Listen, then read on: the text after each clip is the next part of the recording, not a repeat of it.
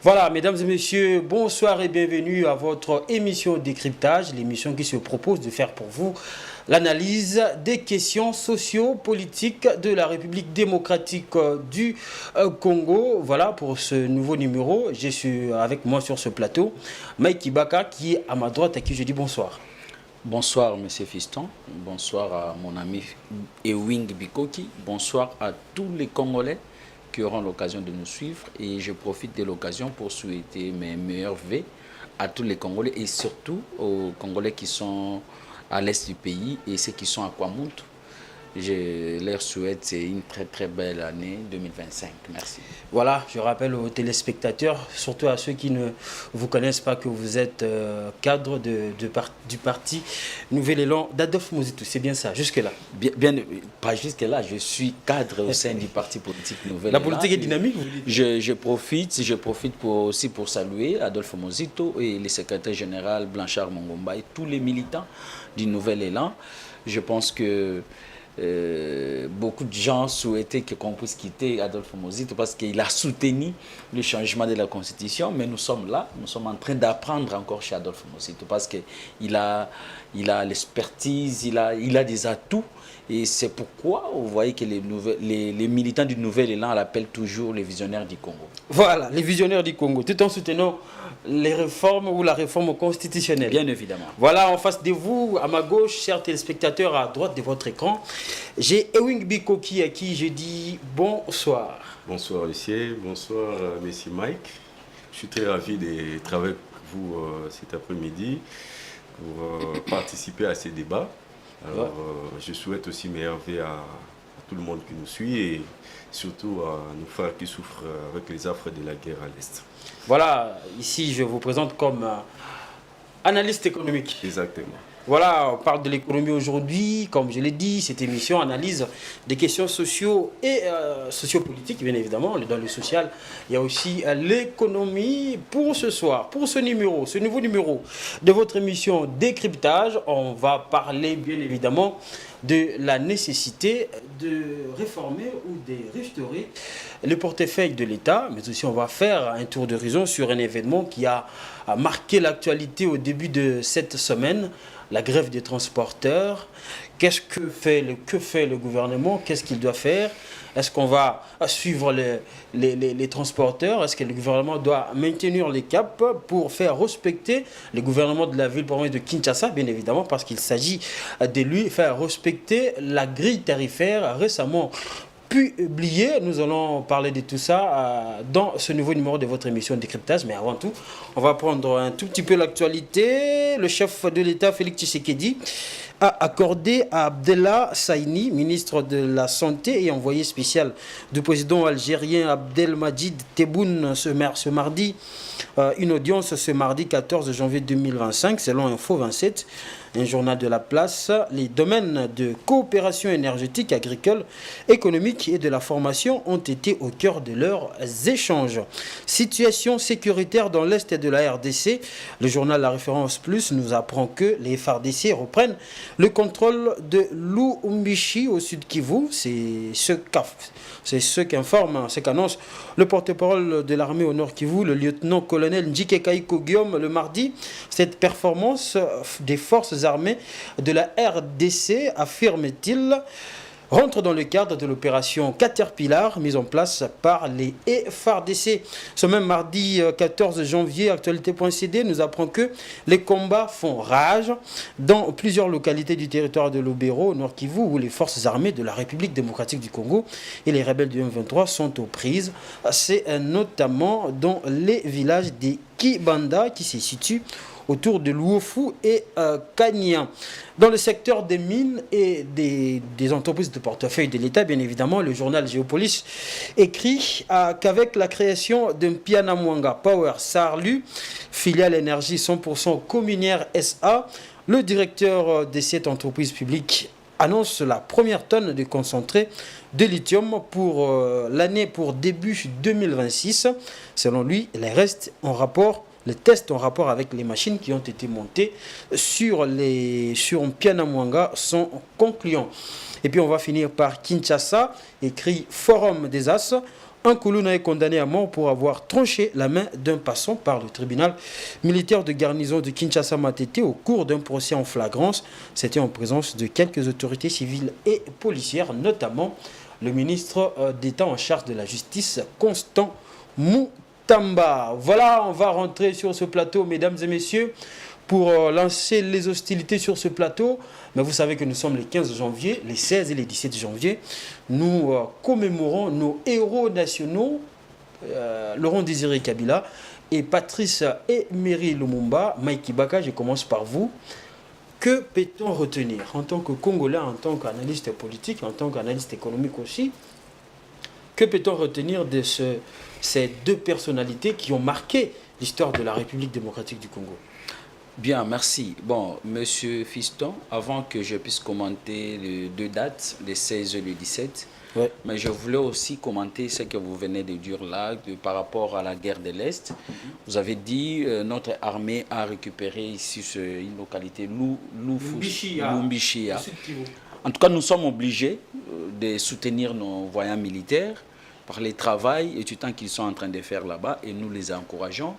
Et nous demandons encore qu'ils puissent faire mieux, qu'ils puissent faire encore plus pour qu'on puisse récupérer l'intégrité territoriale de notre pays. Avec le soutien du Congolais, bien évidemment. C'est pourquoi je suis en train de dire. Ouais. Donc moi, je suis Congolais, je représente d'ailleurs tous les Congolais. Nous sommes en train de soutenir les militaires qui sont à l'est du pays. Mais il y a un truc, la fois passée que j'avais passé ici, je vous avais dit qu'à l'Ituri, il y a déjà 75% de la paix. Par les efforts que on peut mesurer la paix à 65%. 65, 70%. 70%, ok. 65 à 70%, que le gouverneur militaire avait consenti beaucoup d'efforts pour que la paix revienne à l'Ituri. Vous avez vu, en décembre, il y a des musiciens qui ont quitté Kinshasa pour aller jouer au Bunia. C'est le signe des choses rares. Ça fait plus de 10 ans que les musiciens, que les comédiens ne partaient plus à Bunia pour prester. Mais aujourd'hui, nous avons vu. Mais malheureusement, je vous avais cité ici que Thomas Lubanga... Ah, il s'est dévoilé. Hein. Voilà, il s'est dévoilé, Thomas Lubanga et Yves Kawa, si c'est Kawa.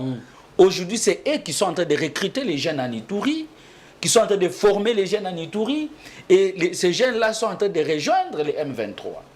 C'est pourquoi nous demandons à notre gouvernement... Maintenant, il travaille pour le M23. Il travaille pour... Il ne se cache plus. Il est en train de former les jeunes gens en Ouganda, même en Ituri, dans la ferme de Yves. Alors qu'il était sollicité par le président de la République. Bien évidemment. Et nous avons dénoncé ici. Et voilà, aujourd'hui, nous demandons au gouvernement de doter nos voyants militaires de moyens. De mettre nos voyants militaires dans de bonnes conditions pour que nous avons besoin. Vous avez dit encore aussi, on a jugé Koulouna en flagrance. Nous voulons aussi qu'on puisse juger Thomas Lubanga en flagrance. Pourquoi pas arrêter Thomas Lubanga? Et si aujourd'hui on donnait les moyens aux militaires, moi je crois que les militaires vont faire tout pour arrêter Thomas Lubanga. Les 16 et les 17. Les 16 et les 17, ce sont des dates que moi personnellement je ne peux pas oublier. Ce sont des dates historiques pour notre pays. En commençant par Lumumba, le 17, parce que je commence par Lumumba, parce que Lumumba... Il est parti avant. Il est parti avant. Lumumba a milité pour la liberté. Lumumba a milité pour l'indépendance du Congo. Et aujourd'hui, il est parti. Maintenant, c'est à nous de voir les combats de Lumumba. Est-ce que Lumumba avait atteint son objectif? Et qu'est-ce que nous, la jeunesse, nous pouvons faire pour atteindre l'objectif que Lumumba avait? Maintenant, c'est à nous. Cette force que Lumumba avait, cette énergie que Lumumba avait, et nous, là, comme jeunes, et Wingela, il est jeune comme moi, et nous pouvons mettre en place cette énergie pour atteindre les objectifs que Lumumba avait. Et Laurent Désiré Kabila, lui, a milité contre la dictature de Mobutu.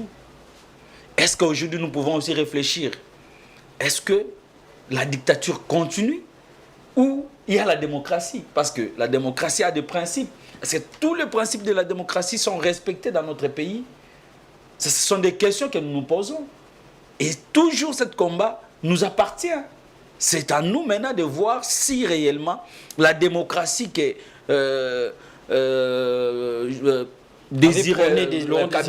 Kabila avait milité est effective dans notre pays. Si c'est effectif, moi je dirais que moi personnellement je peux laisser la politique parce que je suis là. Je vous avais dit tantôt que moi j'aime plus analyser sur des questions économiques et fiscales. Et si nous analysons des questions politiques, c'est parce que nous sommes en train de voir notre classe politique avec la bassesse qu'on présente, certaines présentent, ça ne nous arrange pas. Mais sinon, le combat que tous les deux hommes avaient fait, ce sont des combats nobles et nous là, nous sommes en train de continuer pour atteindre les objectifs. Merci beaucoup Mike Ibaka. Ewing Bikoki, oui, monsieur Fiston. Vous êtes déjà présenté. Oui. C'est d'ailleurs votre première fois ici sur ce plateau. Ça ne sera pas la dernière, bien évidemment. Bien sûr.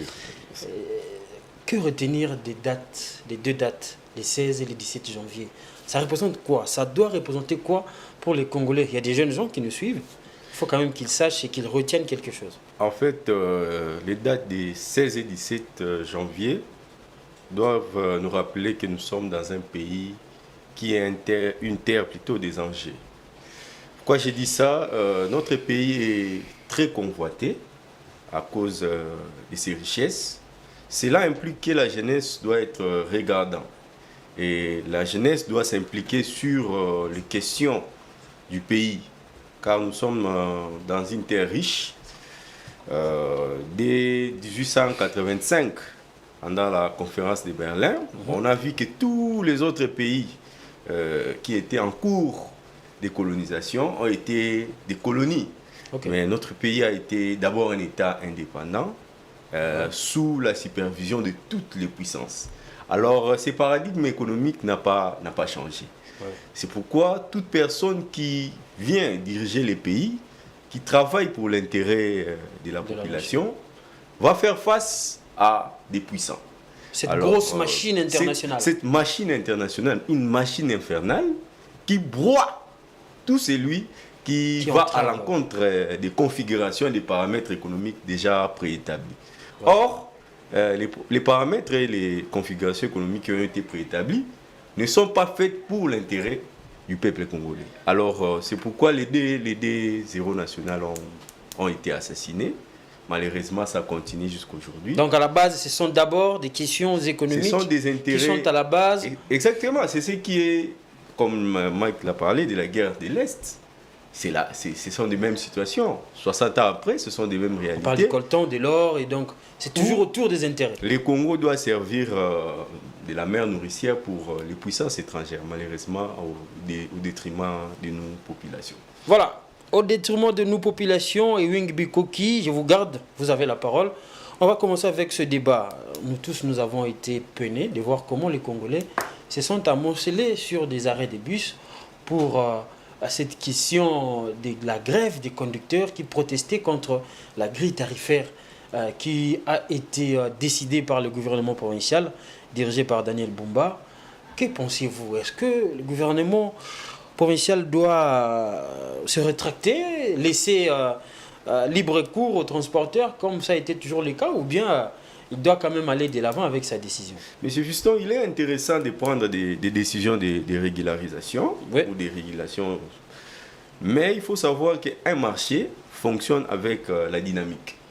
Donc nous avons d'un côté l'offre et nous avons de l'autre la demande. Ouais. Tout étudiant en première année d'économie, on lui dit le mécanisme de l'offre, lorsque l'offre est supérieure à la demande, il y a baisse des prix. Lorsqu'il y a plus de demandes que l'offre, il y a augmentation des prix. Alors le marché des transports en commun à Kinshasa est face à cette situation de dynamique des marchés où il y a beaucoup de demandes, peu d'offres. Et l'offre qui est octroyée sur le marché, c'est l'offre privée. Donc ce sont des transporteurs privés, des sociétés de transport privés qui offrent sur le marché et font la loi.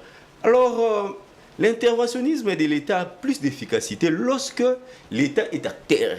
Alors, je lisais... acteur actif. Voilà. Je lisais un document des réformes des entreprises publiques, jadis, qui a été publié en 2008.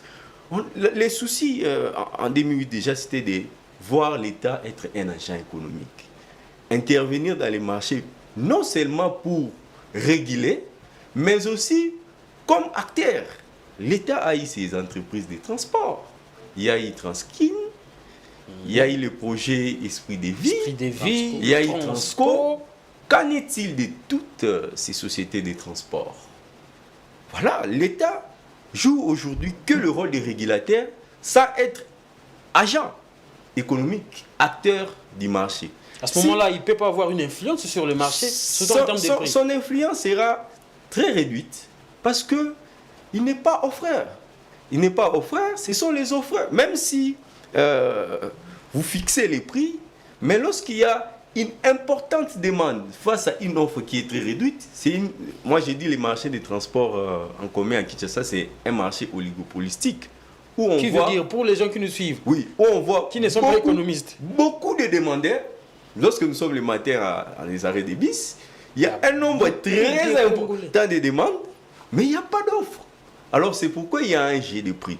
La régulation aura un sens, voulais-je dire, si l'État entre comme acteur. Ça veut dire l'État remobilise, ressuscite, comme on va le dire avec le deuxième sujet, les entreprises du portefeuille qui sont dans les domaines du transport. Voilà.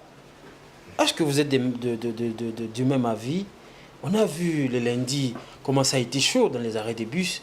Les motards ont pris, avec leur prix de la course, des courses, ont pris de l'ascenseur. Comment analysez-vous cette question? Les transports à Kinshasa, qu'est-ce qui rentre en compte? Pourquoi est-ce que le gouvernement provincial ou l'État congolais n'a pas, on va dire, une main dirigeante sur ce secteur? Bon, Monsieur Léco, moi je pense que Biko qui a déjà effleuré aussi la question. Oui. Moi je pense que Biko a parlé de l'offre et de la demande.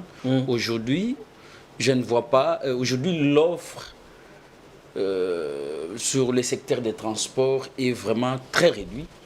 Et ça serait difficile pour que l'État puisse réguler ce secteur. Ça c'est de 1. Parce que l'offre d'ailleurs est entre les mains des privés. Ça serait difficile que l'État puisse donner des injonctions. Dans ce cas, on va laisser les transporteurs faire la loi? Non, moi je n'ai pas dit ça. Mais le problème c'est quoi? Le problème c'est au niveau de l'État. Notre l'État d'abord, le gouvernement central devrait d'abord mettre en place la politique des transports dans la ville, en RDC. C'est qui est un peu ambigu, je ne sais pas, Jean-Pierre Bemba depuis qu'il est là. Il y a beaucoup de considérations qui entrent en compte. Hein. Oui, des considérations, mais... les carburants, les taux d'échange, les infrastructures. Vous avez raison, mais le problème c'est quoi? Aujourd'hui en RDC, le problème se pose d'abord au niveau des infrastructures. Parce qu'il y a des investisseurs qui ont besoin d'investir sur le secteur des transports, mais ils regardent, la mobilité posera problème. Parce que quand on parle du transport, moi je vois le Congo, ce n'est pas seulement Kinshasa. Et il y a les problèmes de route. Ça c'est de 1. De 2, ceux qui investissent dans le secteur des transports sont toujours des privés, comme Ewing l'a dit. L'État est là seulement pour réguler. Et quand l'État régule, nous constatons aussi qu'il y a cette manque de l'autorité de l'État. Il y a un manque de l'autorité de l'État. L'État n'a pas vraiment le pouvoir de cette collaboration avec les privés. Il n'y a pas cette collaboration. C'est ça qui pose problème. Mais si vous lisez dans la Constitution, l'article 208-209, si je ne me trompe pas, il y a une institution, Conseil économique et social. La mission des conseils économiques et sociaux est pour donner les avis sur des questions économiques et sociales. Seulement avis. Oui, les avis. Mais est-ce que quand les moyens ne suivent pas? Mais monsieur Fiston, quand cette conseil donne des avis, mais ce sont ces avis-là que les gouvernements ou les parlements doivent mettre en place pour travailler sur ça. Est-ce que le conseil donne les avis? Depuis que moi je suis là, je feuilleté, je n'ai pas vu les avis que le conseil a donnés. C'est une institution qui est très importante. Si, même les embouteillages qu'on voit dans la ville provinciale de Kinshasa, mais le conseil économique et social pouvait donner des avis. Quelle solution qu'on peut prendre pour qu'on puisse sortir dans cette impasse? Mais le conseil est là. Je suis souvent, on traite le monsieur qui est là-bas, si c'est un dictateur, si le président à vie. Or, dans la loi organique aussi, on dit le président a 10 ans. Et si vous faites les 10 ans, vous devrez quitter le conseil. Mais le vieux qui est là-bas, il a plus de 10 ans déjà dans les conseils. Mais qu'est-ce qu'il fait effectivement? Donc il y a un problème. Le problème, c'est au niveau de l'État a abandonné des secteurs. Il y a des secteurs que l'État ne peut pas abandonner. L'État ne peut pas laisser ce secteur entre les mains des privés. Mais aujourd'hui, on constate que les transports est laissé entre les mains des privés. C'est totalement. C'est pourquoi nous sommes en train de voir tout ça. Et il venait de dire les Transco qui étaient là, la société des Transco. Aujourd'hui, personnellement, j'ai fait plus de 3 mois, je ne vois plus de Transco circuler dans la ville. Mais quand on grandissait, on voyait par exemple, il y avait les trains qui fonctionnaient. On quittait de Kingasani, de Siforko jusqu'en ville. Mais tous les infrastructures sont délabrées. On quittait de Kintambo magasin vers la gare centrale. On quittait de Matete, qui moins à là-bas, vers Kinshasa. Qu'est-ce qu'il y a? Mais il y a plus de routes. Quel est le problème pour les Congolais? Le problème des infrastructures, des bases. C'est ça le vrai problème. On voyait toutes ces infrastructures aller comme ça. Mais toutes ces infrastructures sont délabrées. Maintenant, il faut reconstruire. Mais tous les gouvernements qui se succèdent, est-ce qu'ils viennent avec des politiques pour reconstruire, pour construire des routes? C'est ça le vrai problème. Parce qu'aujourd'hui, si vous regardez la ville province de Kinshasa, vous regardez la demande sur le transport, avec le privé qui travaille dans le secteur, moi je vois, il y a déséquilibre. Mais les chauffeurs disent qu'ils ont un problème. Je l'ai dit ici, ce problème de carburant. Il y a aussi le problème des pièces détachées. Les pièces détachées qui coûtent énormément cher. Les carburants, c'est depuis le mois d'octobre ou novembre, a été réduit à la baisse. Le problème se pose au niveau des embouteillages, parce qu'il n'y a pas de routes. Ok. Donc l'État doit prendre des mesures pour qu'il puisse réhabiliter des routes qui est en état de délabrement pour que les chauffeurs puissent bien circuler. Quand il pleut, parce que les chauffeurs disent quitter Gare Centrale jusqu'à Kitambo magasin, il fait 2 heures du temps, 3 heures du temps. Et il gaspille les carburants. Il faut qu'il gagne aussi. Donc il faut, et aussi cherche les bénéfices. Donc c'est ça. Maintenant c'est à l'État de trouver des voies et moyens pour réhabiliter des routes. Mon ami, je l'avais suivi la fois passée, qu'il disait que Kinshasa normalement doit avoir 3600 km de routes, mais les routes qui est réhabilitées, c'est aux 700 km. 700 km, ouais. Qui sont revêtis. C'est vrai. Mais Daniel Bumba, dans le programme de Daniel Bumba, il prévoit revêtir encore 100 km. Donc ça serait pour l'année 2024. Ça serait toujours insuffisant.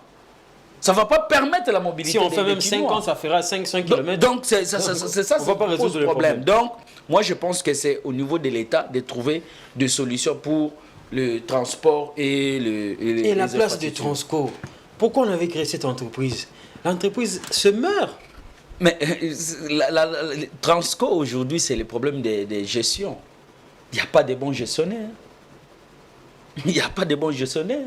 Parce que en 2013, on avait déjà 500 bis. Donc, on pouvait imaginer qu'aujourd'hui, en 2022, ici, on venait d'ajouter 400 bus.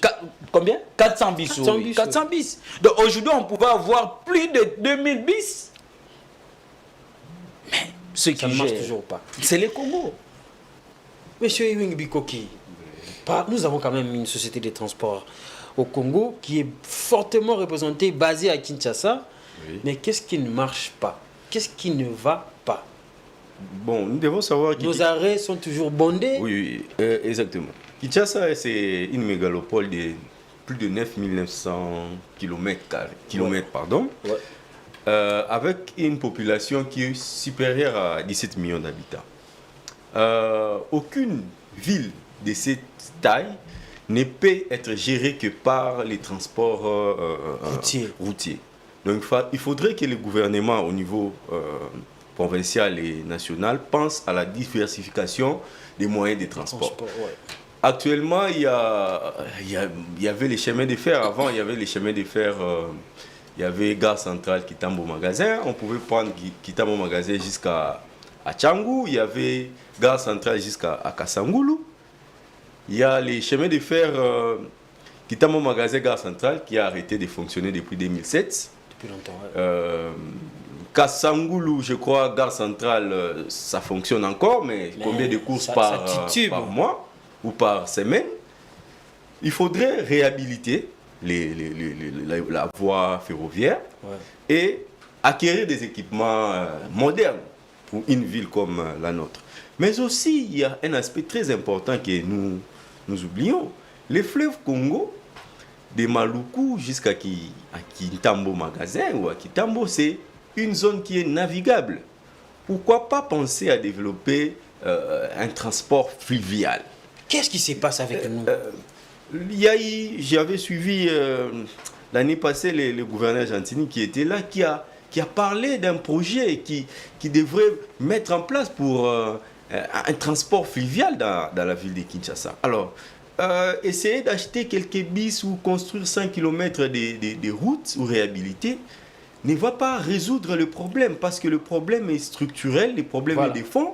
Il faudrait une vraie politique qui va vers plusieurs solutions de diversification. Beaucoup de villes modernes actuellement, vous ne verrez que trop peu de circulation avec que des transports en commun ou des circulations par route. Il y a aujourd'hui des TGV, il y a plusieurs moyens de circuler dans les villes. Donc nous avons manqué de politique, nous avons manqué de stratégie pendant tous ces temps. Et il est grand temps que ceux qui dirigent, ceux qui nous gouvernent puissent mettre en place une politique qui est efficace pour changer les paradigmes de la situation des transports dans la ville. Changer les paradigmes, on a parlé ici des Transco, on a parlé des sociétés de l'État qui sont pratiquement des canards boiteux. Voilà ce qui nous emmène directement, chers téléspectateurs, à ce sujet concernant les entreprises du portefeuille de l'État. En 2008, Mike l'a dit, c'est vous, j'ai perdu un peu des fils. On a parlé des réformes des entreprises de l'État en 2008 avec Copirep et la Banque mondiale. Très récemment ici, on vient d'avoir les états généraux des entreprises du portefeuille de l'État. Mais est-ce que déjà en 2008, qu'est-ce qui n'a pas été fait pour que ces réformes puissent apporter ou amener des résultats escomptés pour qu'on en arrive aujourd'hui à des états généraux concernant les entreprises de l'État? Vous savez, les réformes de 2008 ont une base, ont une source. J'ai beaucoup fait des recherches. D'ailleurs, j'avais travaillé en troisième année de graduat sur la réforme des entreprises publiques, la transformation. Alors, il faudrait remonter sur la source pour comprendre ce qui s'est passé et ce qui n'a pas marché. Et aujourd'hui, on parle encore du sujet de la réforme des entreprises du portefeuille, alors qu'il y a des décennies, on en a parlé, mais ça n'a pas changé. Nous sommes partis déjà des années 2000 avec les objectifs mondiaux du développement. La Banque mondiale, grâce à ses analystes, avait examiné et diagnostiqué les problèmes liés au développement de nos structures sociales et économiques. Alors, il en est sorti de ces diagnostics que les sous-développements des structures économiques sociales des pays subsahariens est lié à nos structures. Donc, nous sommes dans un cas de sous-développement structurel. C'est pourquoi il y a eu déjà la mise en place du document stratégique de réduction de la pauvreté. Nous sommes partis sur cette base-là. Et au niveau national, on a mis en place un plan national de développement stratégique qui est piloté par le ministère des Plans. Alors, en 2008, il y a eu ces programmes-là, le comité de pilotage des réformes des entreprises publiques, avec 4 lois cadres. Donc la loi numéro 008, barre 07, 08, 09 et 010. Ces lois-là, si vous les lisez, parlaient notamment des engagements de l'État, des entreprises de portefeuille, de la transformation des entreprises, des entreprises publiques en entreprises commerciales, voilà. Et puis certaines entreprises publiques en établissement public. Et aussi, public. Il y a l'organisation et le fonctionnement des entreprises commerciales. Alors, ce qui y a déjà ponctué ces réformes, c'est quoi? C'est la politisation de la gestion des entreprises publiques ou des entreprises commerciales. Lorsque nous avons transformé nos entreprises publiques en entreprises commerciales, l'objectif c'était d'ouvrir ces entreprises aux capitaux extérieurs. Voilà. Ouvrir les actifs de ces entreprises aux capitaux extérieurs. Mais il faudrait savoir, lorsque vous ouvrez une entreprise aux capitaux extérieurs, les investisseurs ont des conditions pour venir mettre leurs moyens. Ils doivent d'abord voir qu'il y a du sérieux du côté de l'associé majoritaire qui est l'État congolais. Les investisseurs, en finance classique, on dit les investisseurs tiennent compte de deux aspects. Il y a les risques et puis la rentabilité. Si vous analysez la gestion, le management de nos entreprises de portefeuille, vous voyez que les risques liés à la gestion est très élevé du fait de la politisation de la gestion, du management. Alors, ce qui fait que, déjà en 2008, il y a eu une modification de cette loi, des 4 lois précitées, en 2012, mais il n'y a pas eu des résultats. Pourquoi? Aucun investisseur n'est venu mettre son argent. À la SNEL, à la Régie des eaux. Parce que, tout simplement, le niveau de risque lié à ces actifs est très élevé. Donc, vous pouvez aujourd'hui investir votre argent, vous n'avez pas cette certitude qu'il y aura un retour sur investissement. Alors, pourquoi? Parce que déjà, nous, dans notre culture, dans notre façon de concevoir les entreprises publiques, nous les avons politisées. Et quand on dit politique, c'est pratiquement une vache à lait. Voilà, ce sont des vaches à lait, ce sont là où les gens viennent puiser et puis alimenter leurs activités. Déjà, la mise en place des autorités de gestion de ces entreprises s'est fait politiquement. C'est comme un partage des gâteaux. Il n'y a pas vraiment, on ne voit pas qu'on envoie des managers, comme on le disait Fayol, des hommes qu'il faut à la place qu'il faut. Vous verrez que quelqu'un qui est ingénieur, mais qui est envoyé dans une entreprise qui est spécialisée dans les domaines d'assurance. On va dire que le problème aujourd'hui, c'est l'homme congolais. Oui, c'est le problème d'homme. C'est le problème d'homme, le problème de management qui a fait que toutes ces réformes-là, malgré la bonne foi, ne puissent pas trouver gain de cause, ne puissent pas profiter à ces entreprises. Voilà, je vous reviens à Ewing Bikoki pour continuer avec ce sujet. Je vous prends Mike Kibaka. On a parlé ici des entreprises qui ne fonctionnent pas. L'une des conséquences, ce sont les embouteillages et les arrêts des bus qui sont bondés, Transco qui ne fonctionne pas. 2008, on a essayé de réformer, ça n'a pas marché, pas de résultats, pas d'entrepreneurs extérieurs venus pour investir dans les entreprises de l'État. 2024, on parle des réformes à travers ces états généraux des entreprises de l'État. Que pensez-vous de la gestion des entreprises du portefeuille de l'État congolais? Bon, moi je vais donner un peu aussi de l'historique des entreprises et les entreprises du portefeuille de l'État. Mais il y a une différence entre entreprises du portefeuille et les portefeuilles de l'État. Oui. Le portefeuille de l'État, quand on parle du portefeuille de l'État, on voit les actifs financiers de l'État, notamment les actions, les obligations et les parts sociales. Et quand on parle des entreprises du portefeuille, ce sont les entreprises où la grande part des actions appartient à l'État est majoritaire. Et les entreprises du portefeuille de l'État au Congo a commencé avant l'indépendance. c'est le roi Léopold II qui avait commencé. Il a créé trois entreprises au Grand Katanga. Ce sont des 3 entreprises qui ont fait qu'on puisse construire le Congo. Et quand nous sommes 3. Quand nous sommes venus en 1958 aussi, on avait créé une autre entreprise. Et en 1969, l'économie a commencé à boiter, 70, 73. Mobutu, après le départ des Belges, quand Mobutu avait senti tout ça, en 78, on a amené des réformes de 1978, des réformes des entreprises publiques de l'État. Ça a commencé et jusqu'en 2008, 2002 d'abord, que Wing venait de le dire, 2001 ou 2002, la Banque mondiale nous a imposé. Oui. Parce que c'est la Banque mondiale qui avait l'argent. Oui. La Banque mondiale nous a imposé, nous a donné même des textes pour réformer nos entreprises. Et en 2008, il y a encore des réformes qui sont venues. Mais pourquoi toutes ces réformes, il n'y a pas de résultats? Et Wing venait de le dire, la politisation et notamment la guerre entre le ministre du portefeuille et le ministre tutelle. Oui, la guerre des tutelles. Parce que le ministre du portefeuille il voit comme si, quand on passe à l'entreprise du portefeuille, c'est lui qui doit gérer tout. Et en excluant le ministre tutelle. Et le ministre tutelle, vous voyez comme si le ministre du portefeuille est en train de l'isoler. Et lui aussi doit chercher à faire des magouilles pour que... Alors qu'il devrait normalement travailler en collaboration. Oui.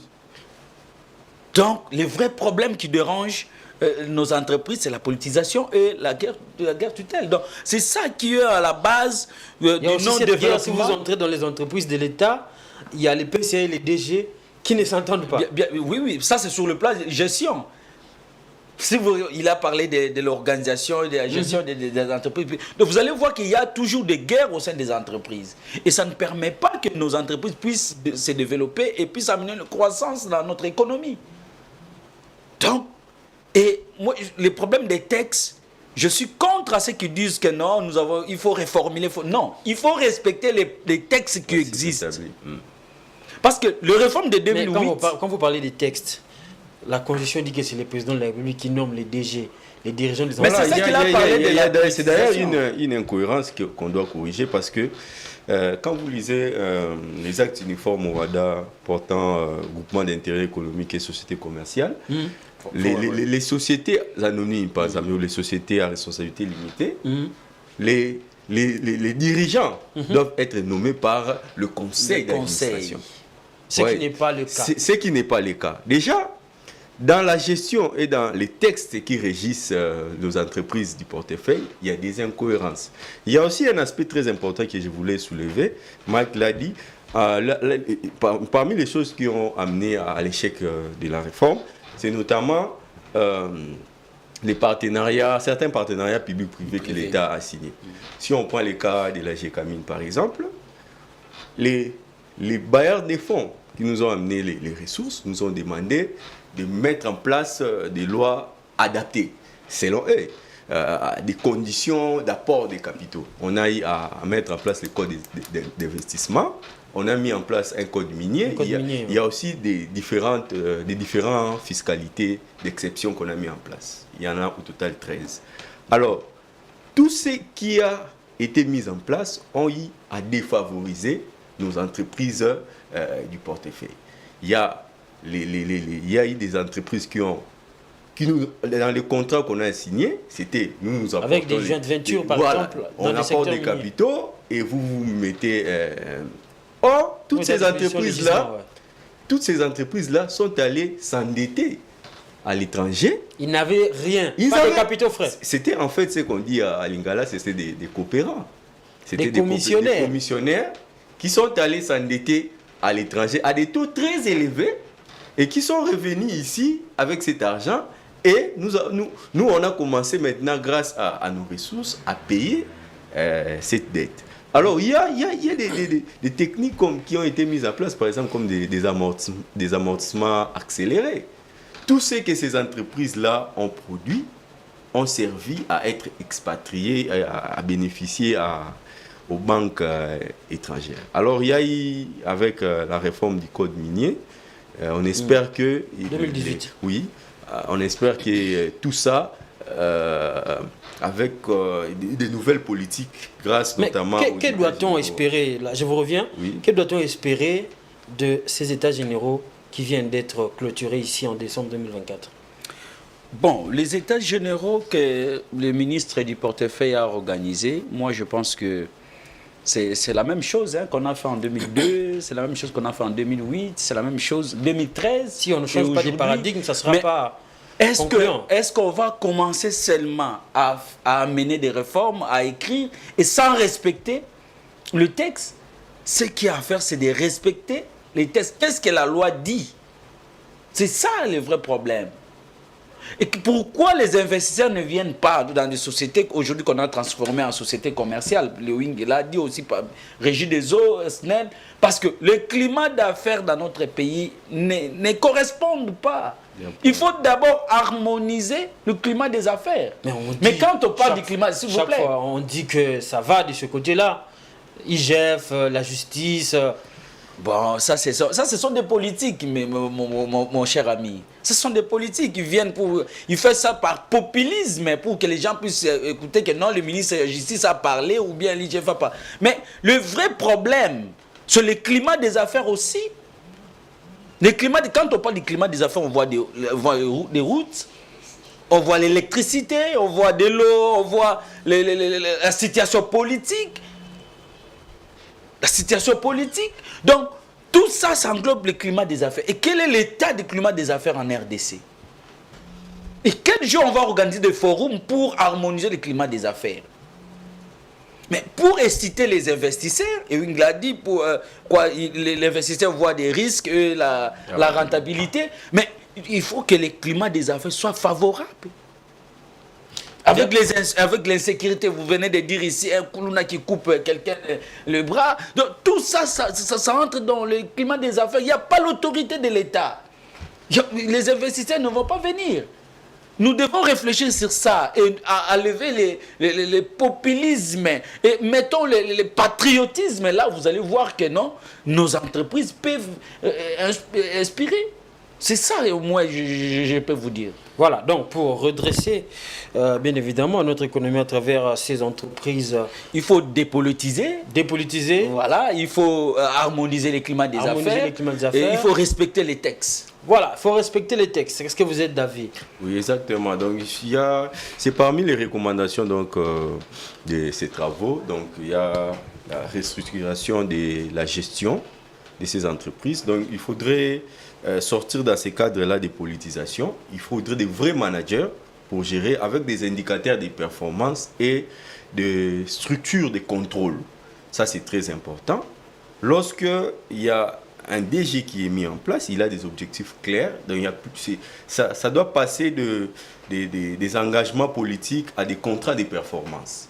Vous êtes engagé, vous êtes une équipe de managers qui est mise en place, vous avez des contrats de performance, il y a un système d'évaluation. Voilà. Mais aussi, comment est-ce que ces gens accèdent à ces postes de responsabilité? Est-ce qu'ils passent par des concours?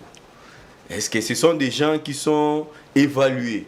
Il faudrait évaluer des personnes qu'on envoie comme des managers dans les entreprises publiques ou dans les entreprises du portefeuille. Essayer de mettre en place des systèmes de contrôle qui soient modernes, comme dans les entreprises privées. Voilà. Il y a des systèmes de contrôle de gestion. Chaque chose que vous faites, il y a des reporting, il y a des indicateurs de performance où on peut juger de cette capacité à réaliser ou non les objectifs qui vous ont été assignés. Sommes-nous prêts vraiment à faire tout ça? S'il vous plaît, je pouvais compléter aussi, Wing. Quand nous parlons que nos entreprises sont des canards boités, et vous voulez relever le défi, vous voulez recruter, vous prenez les gens qui travaillent là-bas, qui est entré dans des entreprises sans concours, vous leur donnez la responsabilité de recruter. Vous pensez qu'ils vont recruter de meilleurs, ils peuvent recruter des meilleurs parce qu'eux, ils savent que nous sommes incapables. Si nous recrutons des meilleurs, ils peuvent venir... Donc il y a aussi ce problème de recrutement. Bien sûr, j'avais suivi le professeur Godin Poy qui disait... Mais nous avons si aujourd'hui nous voulons vraiment relancer nos entreprises, il faut commencer à évaluer d'abord ceux qui travaillent avant de recruter. Vous prenez tous les directeurs des entreprises publiques, vous les amenez au stade des martyrs. Au stade des martyrs? Oui, pour les tests. On a des bobotos, on a beaucoup de non, choses. Non, là, l'espace est vraiment suffisant. Ce n'est pas un procès en flagrance quand même. Non, ce n'est pas un procès, mais c'est les tests qui vont passer au test. Les directeurs d'abord. Au stade des martyrs. Au stade des martyrs. Il y a des directeurs des entreprises qui ne savent même pas écrire. C'est grave ça. C'est grave. Aujourd'hui, quand Macron était ici, qu'est-ce qu'il a dit? Votre administration est par terre. Mais qui fait que l'administration soit par terre? Même les... Donc, vous savez, il y a un problème dans notre pays. Il a parlé comment ces gens-là accèdent au poste de responsabilité. Mais aujourd'hui, il y a les tribalismes, népotisme. Vous n'avez pas fini de proposer des recommandations? Ah ok, je peux. Donc, merci. Voilà. Oui, je disais tantôt, il y a... déjà quand nous rentrons dans les documents stratégiques de relance, de réduction de la pauvreté, on a parlé des causes du sous-développement de nos structures, de nos entreprises. Parmi ces causes, c'est ce que Mike disait, le népotisme. La manière dont les personnes accèdent au poste de responsabilité. Alors, les solutions qui ont été déjà proposées dans les documents stratégiques, même si vous les lisez, vous voyez, on parle de la modernisation de nos structures. Donc, nous devons, les structures qui sont étatiques doivent migrer vers le management du type privé. Sommes-nous prêts à faire tout ça? J'avais posé la question d'ailleurs. Mais pourquoi pas? Pourquoi pas? Aujourd'hui, les pays, prenons l'exemple du Botswana. C'est un pays d'Afrique, c'est un pays d'Afrique noire. C'est aujourd'hui un modèle économique de croissance et de développement. Ceux qui sont là n'ont pas des têtes, n'ont pas de cœur non plus. Ce sont des humains comme nous. Ce sont des gens, nous devons tout simplement apprendre à travailler pour les pays. Justement, oui, c'est ça. Au lieu travailler avec patriotisme. Avec patriotisme et avoir ces soucis-là des résultats, de marquer son temps, de marquer... Puisque les entreprises publiques se sont transformées en majoires. Ce sont des sociétés où les gens viennent se distribuer des butins, comme des butins de guerre. Or, Mike l'a dit, 3 entreprises ont suffi pour construire l'industrie de la colonisation. Donc aujourd'hui, on en a, j'ai vu, il y en a un tas qui sont là, mais malheureusement, cet esprit politique qui consiste à dépouiller les pays de sa substance. Nous sommes à la fin de cette émission. Ewing Bi Koki, vous regardez votre caméra. Qu'est-ce que vous pouvez dire aux Congolais, mais aussi aux dirigeants de ce pays qui nous écoutent, qui nous suivent, bien évidemment? Nous sommes un pays qui a beaucoup de potentiel. Du fait de la population, de la richesse et de tout ce que nous avons. Ce ne sont pas des intelligences qui nous manquent. Il y a ce capital humain nécessaire pour le développement du pays. Il faut juste de la volonté politique, de la rigueur et du sérieux dans ce que nous faisons. Voilà, ce sont là les clés qui peuvent amener les pays à un changement profond. Nous, il y a des gens, nous par exemple, moi par exemple, j'évolue plus avec les privés. Vous verrez que les privés mettent beaucoup plus de sérieux dans l'organisation de leur société que dans les entités publiques. Voilà. Quel est votre mot de la fin? Les Congolais vous suivent. Le mot de la fin, moi je pense que... Moi je demande à vous qu'on vous appelle les 4e pouvoir, d'essayer un peu d'organiser aussi des débats économiques. C'est ce que au lieu de s'éterniser sur des questions politiques. C'est ce que nous faisons. Parce que politique politicienne. Voilà. Si nous éternisons sur les questions politiques, en tout cas, il y aura toujours des intérêts personnels. Mais dans le débat économique, vous allez voir que nous sommes en train de toucher partout pour que les gens puissent, même les autorités qui nous suivent, puissent comprendre ce que la jeunesse pense et ils peuvent faire quelque chose pour la jeunesse. Mais je voulais aussi dénoncer. J'ai été contacté par le maçon qui travaille à Arena, en face de l'Estade du Martyr. Ok. Les maçons me disent, ils sont en train de souffrir. Comment ça souffrir? Il y a les sous-traitances qui travaillent là-bas. Ils ont signé un contrat avec les maçons qui travaillent là-bas. Par brique, si tu construis un brique, tu as 180 francs congolais. Donc, si tu as 10 briques, tu as 1800. Maintenant, nous nous demandons à quel jour que... Chambrique 100 briques, tu as 18 000 francs. Et mon colonie, nous avons 100 000 francs. Enfin, mon Congo est katana. Donc, sous-traitant, il y a des Congolais. Il y a des étrangers. Il y a un Congolais. C'est le traitement. Donc, nous demandons que l'autorité se saisir dans le dossier. T'as la paix niveau, t'as le transport le long de commis.